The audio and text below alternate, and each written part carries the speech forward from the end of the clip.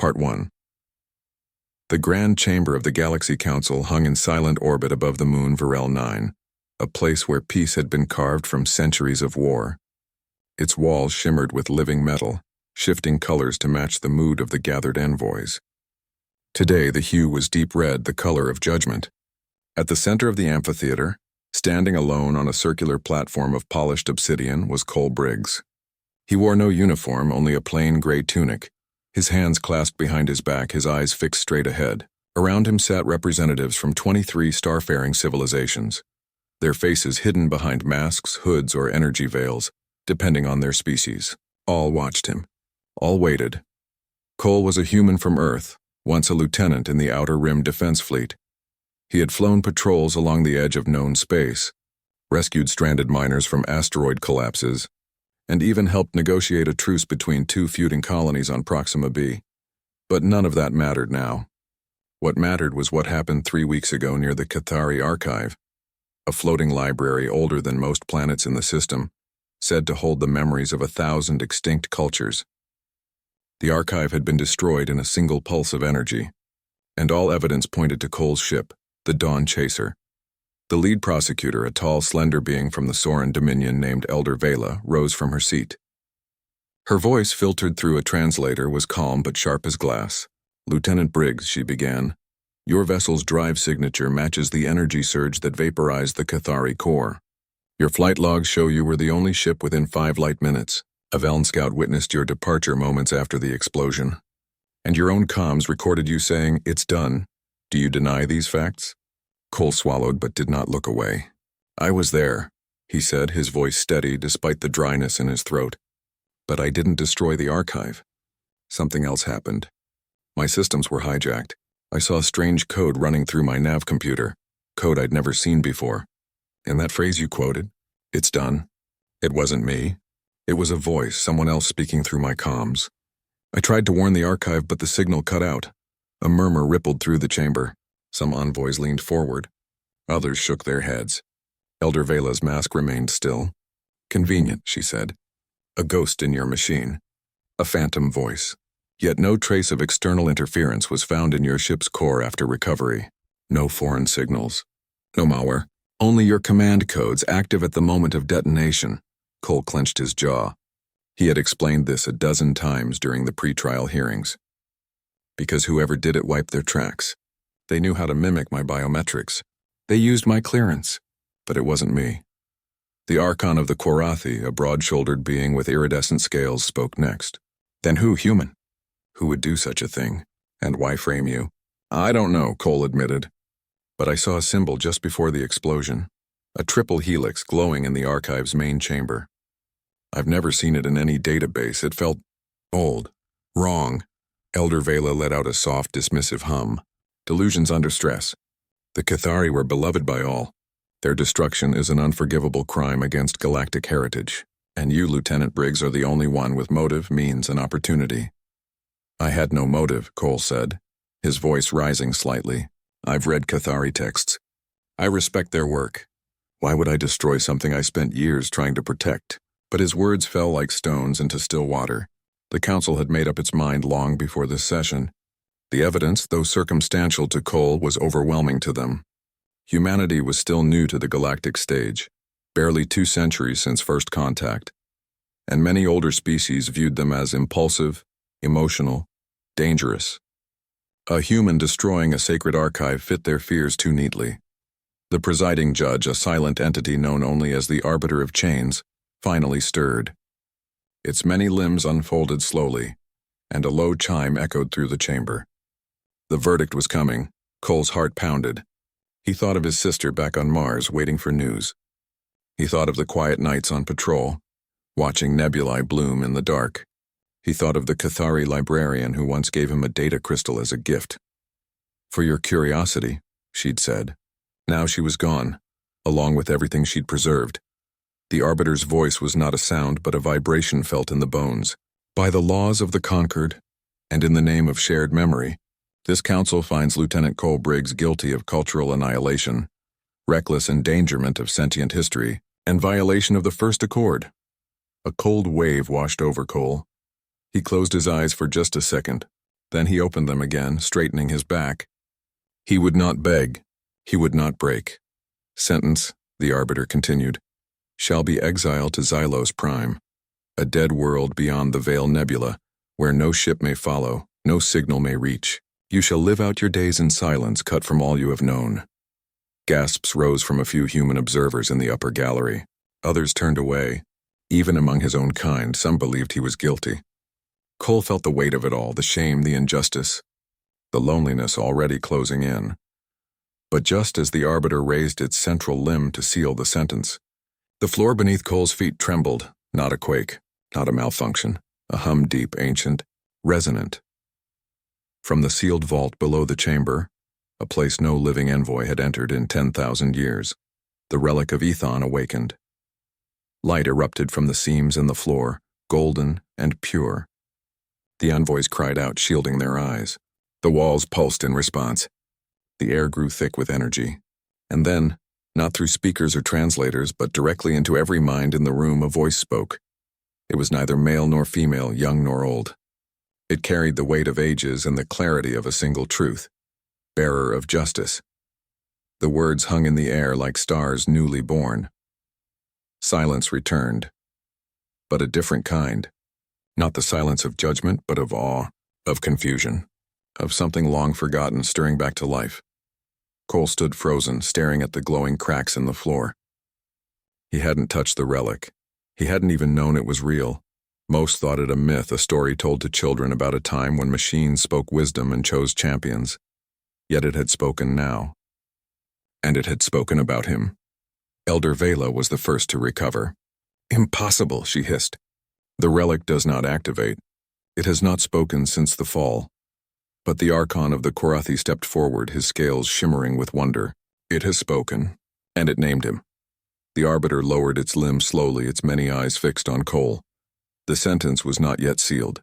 The law was clear.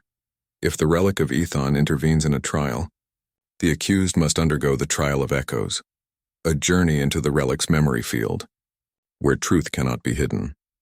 Cole didn't understand what that meant, but he saw the shift in the room. Doubt had crept in. Hope, fragile but real, flickered in the eyes of a few. He took a breath. Whatever came next, he would face it. Not as a guilty man, but as someone the oldest artifact in the galaxy had called bearer of justice. And for the first time since the explosion, he felt he might not be alone. Part 2a. The chamber was quiet now, but not peaceful. The red glow had faded, replaced by a soft silver light that pulsed gently from the floor where the relic of Ethon had spoken. Cole stood still, his hands no longer clasped, his breath slow and steady. Around him the envoys whispered in hushed tones, their translators struggling to keep up with the sudden shift in mood. Elder Vela's mask tilted slightly, her posture stiff with suspicion. The Archon of the Korathi, however, looked almost reverent, his scaled hands folded in front of him as if in prayer. The Arbiter of Chains finally moved again, its limbs unfolding like ancient roots. The relic has spoken, it intoned, its voice vibrating through the air. The accused shall undergo the trial of echoes. Prepare the sanctum. 2 Korathi guards stepped forward, their armor gleaming. They did not bind Cole's hands. They did not treat him like a prisoner anymore. They simply gestured for him to follow. He walked between them, past rows of stunned envoys, down a spiraling ramp that led deep beneath the chamber. The walls here were smooth stone, carved with symbols so old their meaning had been lost to time. The air grew cooler, quieter, as if the very sound was being absorbed by the history around them. At the bottom of the ramp lay a circular room lit only by a single column of light in the center. There, floating just above the floor, was the relic of Ethon. It was not a machine, not a statue, not even truly solid. It shimmered like liquid crystal, shifting between shapes, a sphere, a spire, a spiral, never settling. It hummed softly, a sound that seemed to come from inside Cole's own chest. "Step into the light," said one of the guards. Cole hesitated for only a moment before walking forward. As his foot crossed the edge of the glowing circle, the world around him dissolved. He was no longer in the chamber. He was in darkness. Then, images began to form, not on a screen but in his mind, as if he were remembering things that had never happened to him. He saw a cloaked figure standing in the cockpit of his ship, the Dawn Chaser. The figure's hands moved over the console with practiced ease, planting lines of code that slithered into the ship's core like vines. The face was hidden, but the hands wore a ring with a triple helix symbol. Cole tried to shout to stop them, but he had no voice. He was only a witness. Then the scene shifted. He was floating near the Cathari archive, watching from outside his own body. His ship approached peacefully. A signal pulsed from a derelict station nearby. Small, dark, forgotten. That signal triggered something inside the archive's core. Alarms blared. Lights flashed red. And then, just as the explosion began, his own voice, his voice but not his will, spoke through the comms. "It's done." Cole gasped as the vision ended. He stumbled back, but there was no ground beneath him. He was still inside the Relic's field. Another memory came. He saw a council chamber older than the one above. Robed figures gathered around a table, their faces hidden. They spoke of cleansing the chaos, of guiding evolution through silence. One of them turned, and for a split second, Cole saw Elder Vela's eyes beneath the hood. Then came the symbol again, the triple helix, burned into a wall, etched into a data core, stitched into a banner. It was everywhere, and it was tied to a name whispered in fear, the Obsidian Circle. The visions faded slowly like smoke in wind. Cole found himself back in the sanctum on his knees, sweat on his brow. The relic hovered before him, its light dimmer now, as if exhausted. The guards helped him stand. He looked at them, his voice hoarse. "It wasn't me. Someone framed me. The Obsidian Circle, they're still alive. They destroyed the archive to hide something." The guards exchanged glances but said nothing. They led him back up the ramp. When he re-entered the main chamber, all eyes turned to him. The Archon stepped forward. "What did you see?" Cole told them everything. The cloaked figure, the hidden signal, the triple helix. Elder Vela's presence in the old memory. Murmurs spread through the crowd. Some envoys looked uneasy, others skeptical. Elder Vela stood tall, her voice cold. "A clever story. The relic shows echoes, not facts. It plays on fear and guilt. This human is weaving dreams into evidence." But the Archon held up a hand. "The trial of echoes does not lie. It shows what is buried in truth, even if the mind denies it." The relic chose to speak. It chose to show him these things. That cannot be ignored. The arbiter remained silent for a long time. Then it spoke. The sentences stayed. "The accused shall remain under guard until further review. The relic's claim stands. He is named bearer of justice. Until proven otherwise, he walks under its shadow." Cole was not free, but he was no longer condemned. They placed him in a small quarters near the archives, with a window that looked out at the stars. A guard stood outside his door, but he was given food, water, and access to basic data terminals. He spent hours searching for any mention of the triple helix or the Obsidian Circle. Most records called them a myth, a cult from the early days of the conquered, wiped out after trying to rewrite history to suit their beliefs. But one file, buried deep in a restricted archive, mentioned a survivor, a scientist named Lyra Tan, who had written a paper arguing the circle never truly disappeared. They just went underground. Cole requested to speak with her. To his surprise, the request was granted. Lyra arrived the next day. She was young, with sharp eyes and messy brown hair tied back in a loose knot. She wore a simple blue tunic with the council's insignia on the sleeve. She didn't smile when she entered, but she didn't look at him with suspicion either. "You saw the triple helix in the relic?" she asked, her voice low. "Yes," Cole said. "And I think it's connected to the archive's destruction." Lyra sat down across from him, her fingers tapping nervously on her knee. "I've been tracking strange data gaps in historical records for months. Entire sections missing from Kethari logs, Korathi birth registries, even Soren battle reports. Always around the same time periods. Always tied to events the Circle would have cared about. Wars they lost, treaties they opposed. I thought I was imagining things. But if the archive was destroyed because it held proof, then you're not just innocent. You're the only one who saw what really happened." Cole leaned forward. "Will you help me prove it?" Lyra looked at the door, then back at him. "If the Circle is real and they're inside the council, then helping you could get us both killed. But if we do nothing," Cole said, "they'll keep erasing the past until no one remembers the truth." Lyra was quiet for a long moment. Then she nodded. "There's an old scout vessel in Bay 7. It's scheduled for decommissioning tomorrow. If we move fast, we can get aboard before anyone notices." Cole felt a spark of hope. Why would you risk this? She met his eyes. Because someone has to remember. That night, as the station rotated slowly in the void, Cole and Lyra slipped through maintenance tunnels, avoiding patrols, using stolen clearance codes Lyra had copied from her terminal. The scout ship, the Rook, was small and dusty, but its engines hummed to life with a single command. As they lifted off, alarms blared in the distance. Someone had noticed. "Hold on," Lyra said, gripping the controls. The Rook shot out of the bay and into the star-filled dark. Behind them, lights flashed on the station. Ships scrambled to follow, but ahead, freedom. And answers. And somewhere in the ship's core, the relic of Ethan pulsed once softly as if in approval. Part 3. The Rook shuddered as it broke free of Varel 9's gravity well, its engine straining against the sudden pull of open space. Cole gripped the edge of the co-pilot seat, his knuckles white. Behind them, 3 pursuit vessels lit up the dark. 2 sleek Council interceptors and 1 jagged black craft with no markings. That last one worried him most. It moved like a predator, silent and fast. Lyra's fingers danced over the controls, her eyes locked on the navigation screen. "They'll try to jam our comms first," she said. "Then disable our engines. We need to reach the Helios drift before they close the gap." "Why the drift?" Cole asked.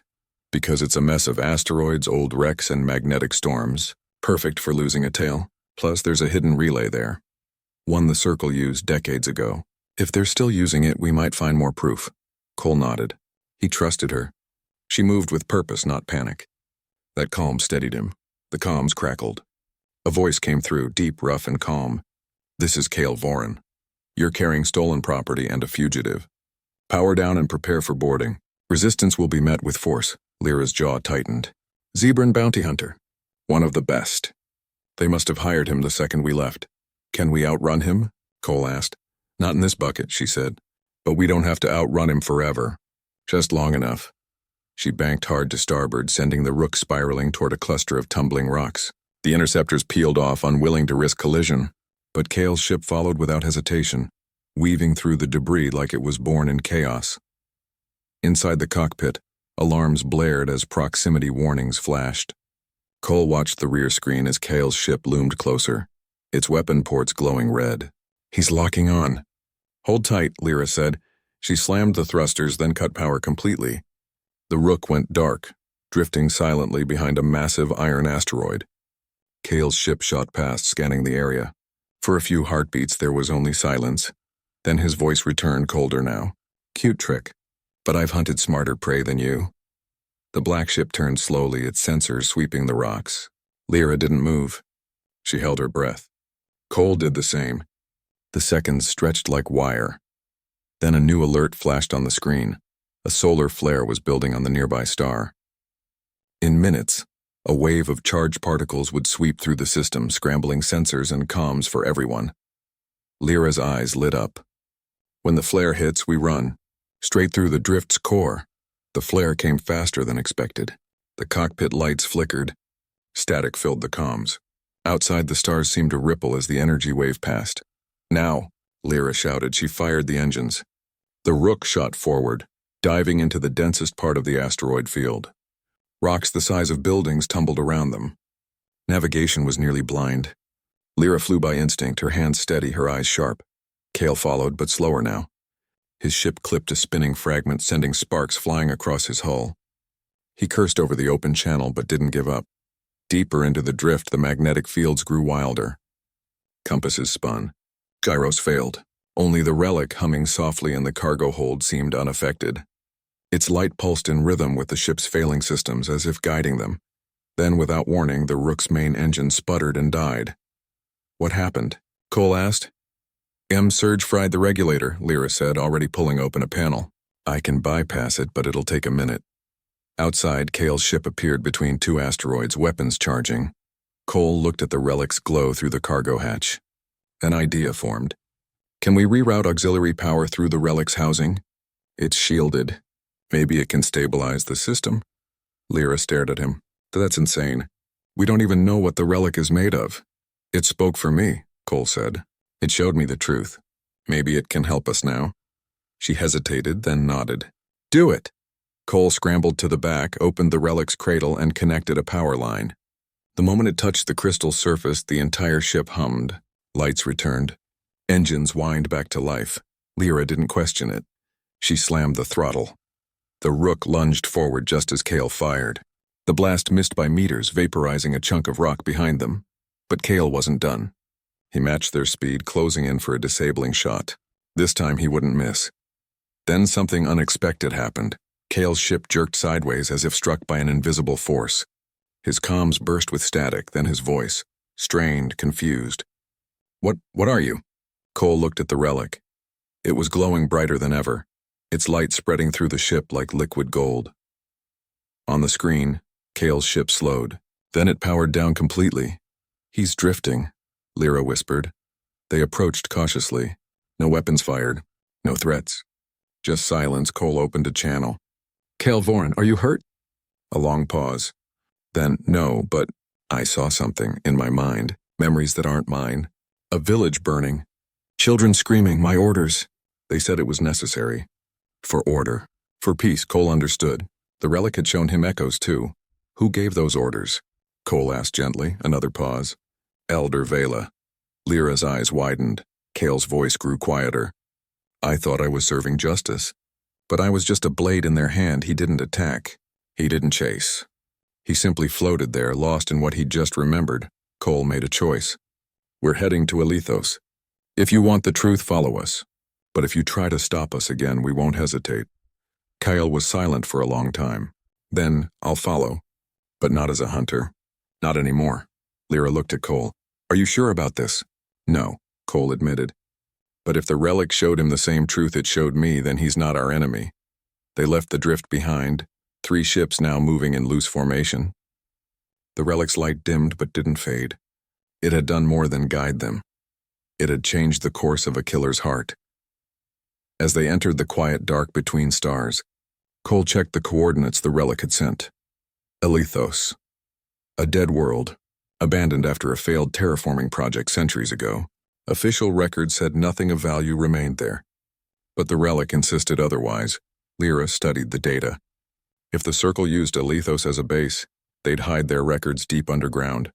Past the old reactor core, maybe. Cole nodded. "That's where we're going." Hours passed in silence. Kale kept his distance but stayed on their frequency. No threats. No questions. Just presence. Then, as they neared the edge of the Perseus fringe, the Relic pulsed again.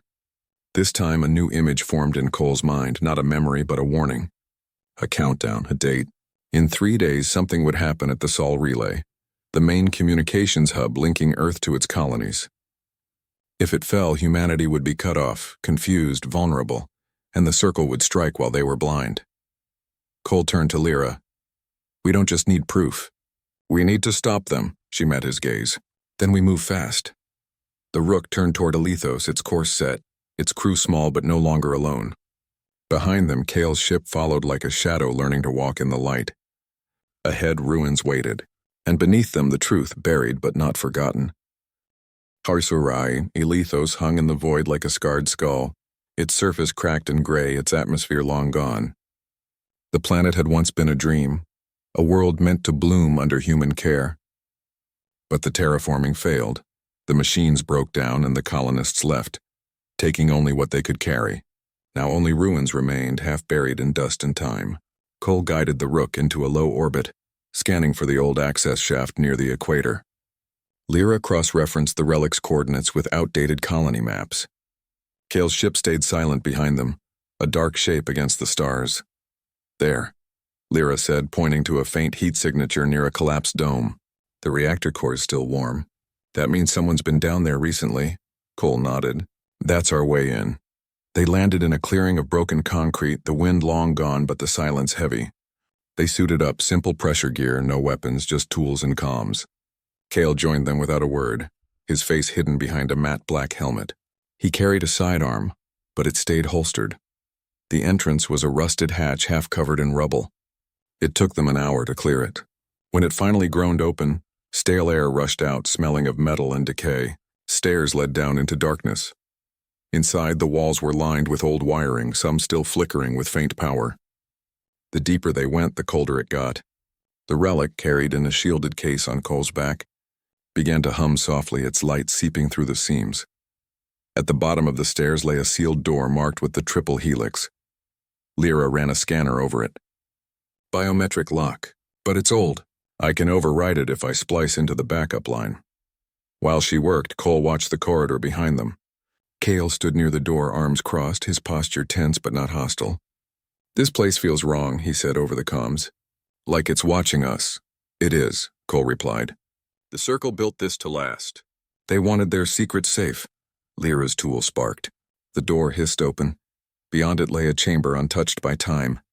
Clean floors, glowing consoles, holographic projectors still active, and in the center a pedestal holding a data core shaped like a twisted helix.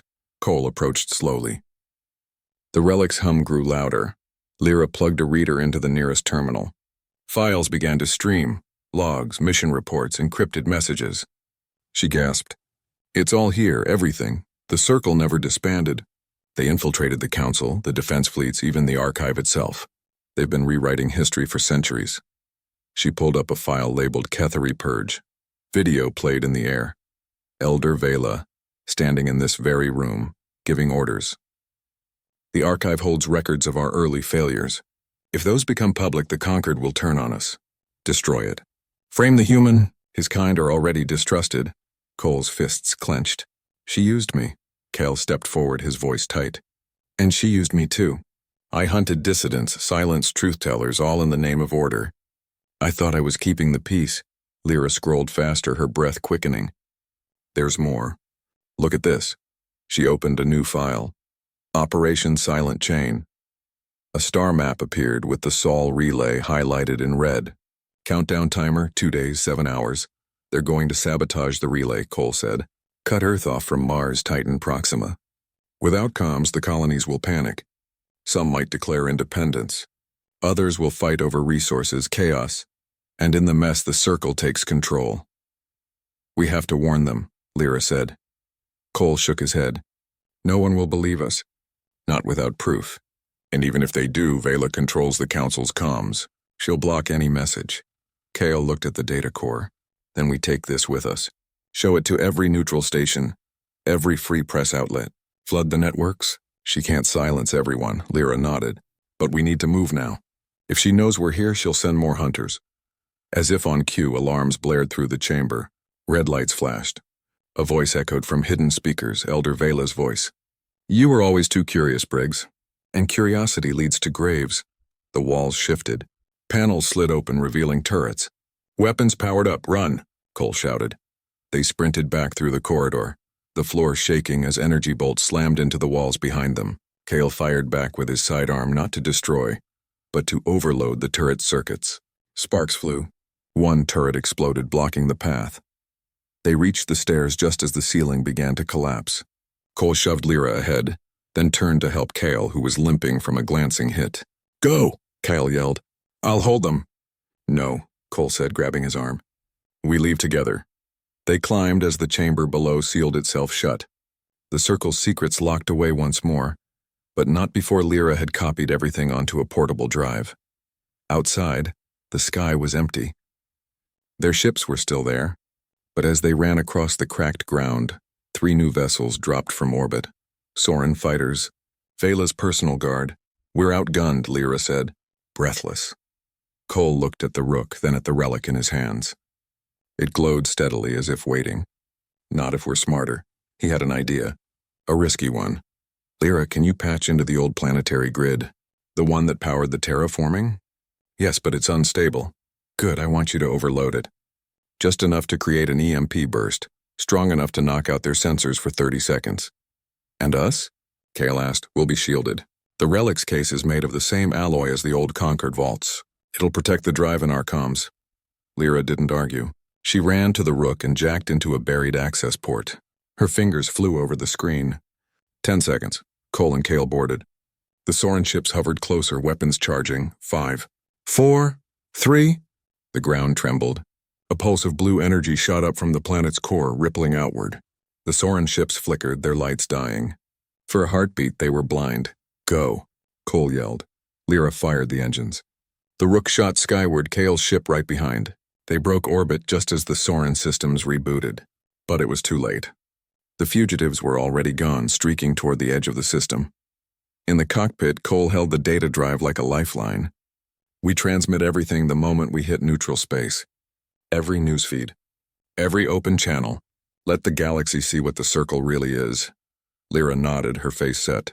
And the Sol relay? Cole looked at the countdown on his screen. We'll be cutting it close. But if we can get this data out first, someone might stop them before it's too late. Kale's voice came over the comm. Quiet, but firm. I know people. Off-grid traders, rebel journalists, ex-soldiers who hate the circle. I'll send the signal through them. They'll spread it faster than any official channel. For the first time, Cole felt real hope, not just for his own name, but for the truth itself. The relic pulsed once softly, as if in agreement. Justice wasn't just about being cleared. It was about making sure no one else suffered the same lie, and they were just getting started. Part 5. The signal went out before they even reached the edge of the Perseus fringe.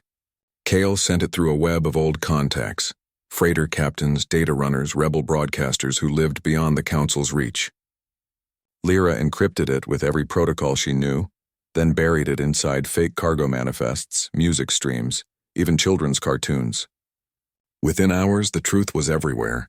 Footage of Elder Vela ordering the Ketheri destruction, logs of the Obsidian Circle's infiltration, the countdown to the Sol relay attack.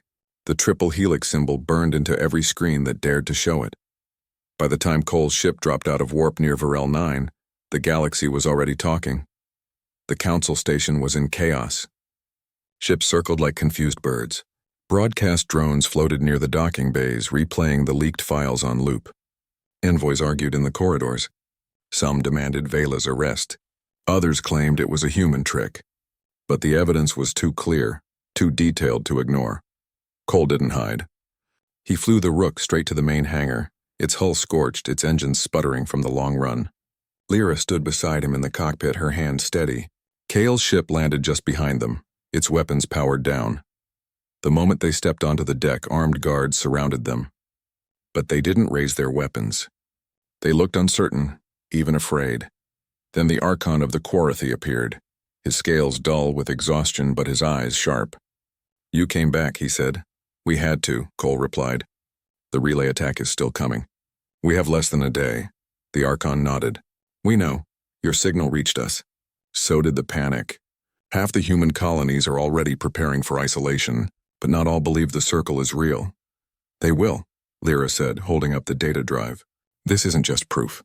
It's a key. It unlocks every hidden file the circle planted across the Concord. Before the Archon could respond, alarms blared through the station. Red lights flashed. A voice echoed over the intercom, Elder Vela's voice, calm and cold.